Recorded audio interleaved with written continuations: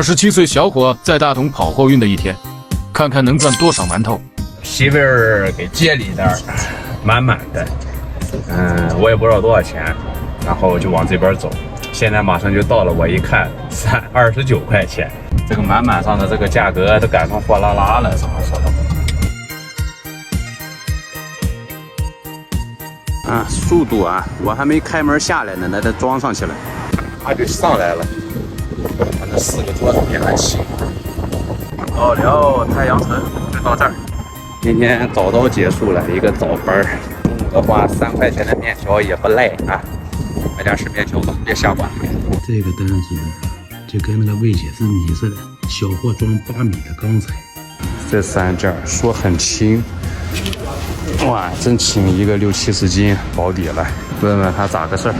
这一单拉上的，人家说之前有人给免费装、免费卸的，他说这个很轻，给加20块钱，就3个。咱打电话问问啊，一个60-70斤，跟我说很轻。我看到那3件货了，那意思这边是连装带卸是吧？卸的话那边是平房还是啥了？平房，上楼。哎，好嘞，能加10块吧？你那东西你说轻的，我看那一包都60-70斤，加就不合适了。那还不合适，这东西不说你不说轻吗？我以为一个手溜起来了。我让那个人给你帮忙卸吧。行，那行，这个家伙还跟我说轻，没要上钱，好歹卸的时候有人给帮忙了，也还凑合啊。装上货了啊，咱们现在出发去卸货地。他不说有人帮忙吗？一共就3个，咱们一人扛一个，我扛一个，让他扛一个，扛不出来咱们就嘲讽他一下。啊，不是说很轻吗？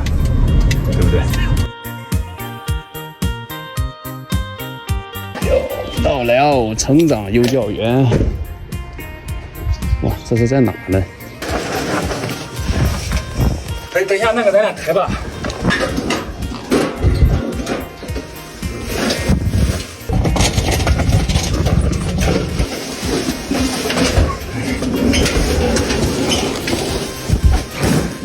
这哥们儿那会儿说这玩意儿轻的时候，我说他本尊应该像艾迪霍尔，要么和浩克有点关系。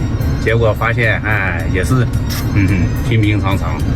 他说那东西轻，结果光滚那个东西滚的都哈呲哈呲的。哎，让他受苦吧。他让我跟他抬，谁跟他抬呢？我有小车，对不对？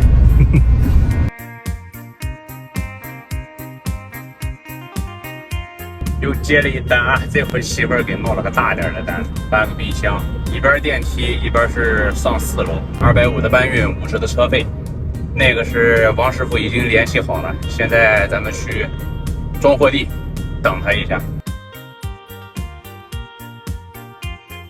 这帽裁吧，这脚帽才70多吧？是吧？裁吧。